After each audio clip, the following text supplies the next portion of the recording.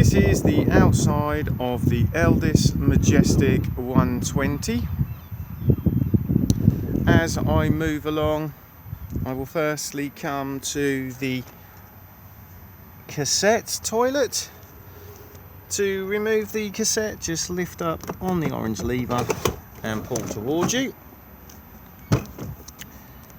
Before use, remove the cap and add your toilet chemical with a small amount of water. This is also where it empties from.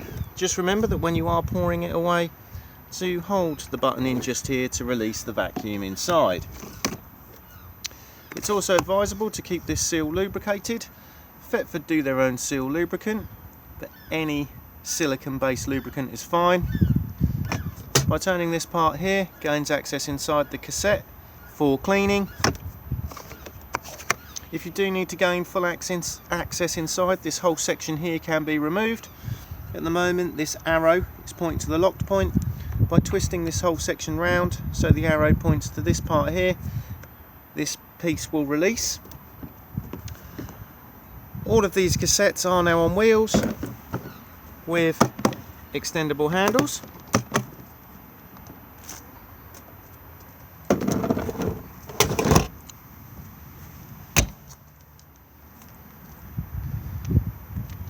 Gas locker just here, room in here for 2 gas bottles, as you can see. The regulator just sits here, and then the hose comes off the regulator and screws into the gas bottle and is tightened with a gas spanner. Bottle on and off on the top.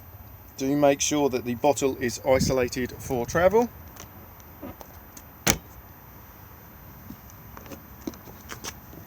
External TV or satellite point just here,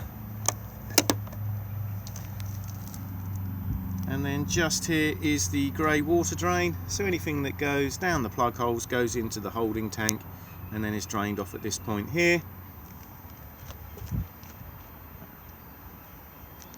Fresh water tank fill just here. As you can see, the cap can be locked. Just push in and twist round to release, and then pop your hose pipe in to fill up the tank.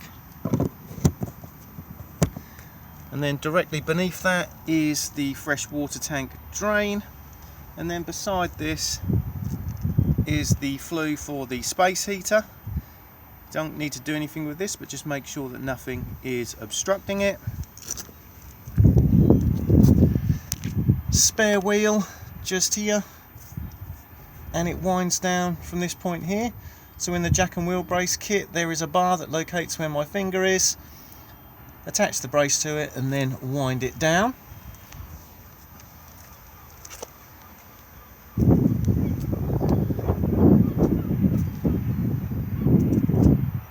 Rear view camera just here. And then we have the Fiamma bike rack. Just take hold of the bar and pull towards you to drop the rails. Pop your bikes on the rails and then secure the straps through the wheels. They do slide about depending on the size of the bike, and then just attach the arms to the frames.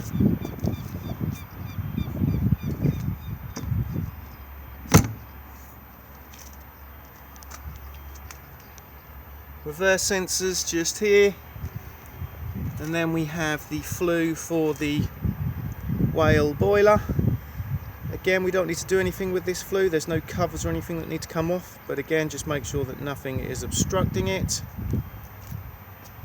And then as we come round, we have the location of the leisure battery and the mains hookup point.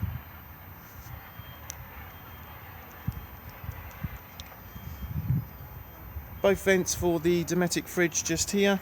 Again, try to avoid obstruction, and then secondly, try to avoid spraying too much water at them when washing the motorhome. Dometic awning just here. To roll the awning out, take the winding handle and then just pop it in at this point just here, and then begin to wind the awning out. As you can now see, I've wound the awning out a short distance. I prefer to do this and then drop the legs for support, so you're not putting too much stress on the side of the motorhome or the canopy itself.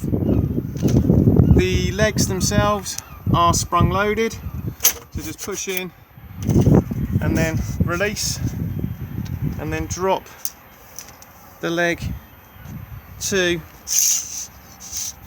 the ground, and then get it at the height that you require, and then lock into place, and then do the same again with the other leg.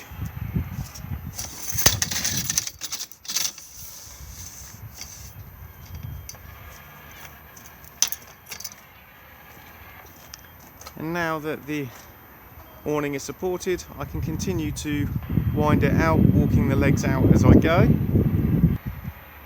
As you can now see, the awning is fully wound out. Try to avoid using it in high winds, or you do face the risk of it being flipped up over the top of the motorhome.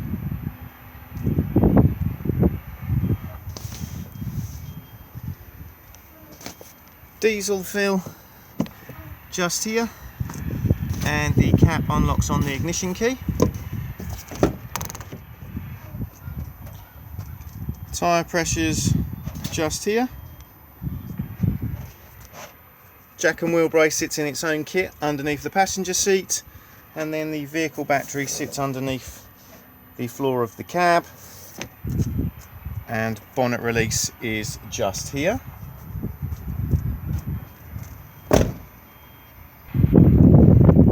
The motorhome is alarmed, and it's all built into the fob just here. So if I now lock the van, you'll get a single chirp and one flash of the indicators indicating it's locked and that the alarm is armed. And if I now unlock it, you'll get two chirps and two flashes letting you know that the alarm is disarmed and the van is unlocked. What you can also do is put the alarm into what is known as pet friendly mode. So the alarm is armed on the outside but disarmed on the inside. And the way you do this is just by pressing the button twice.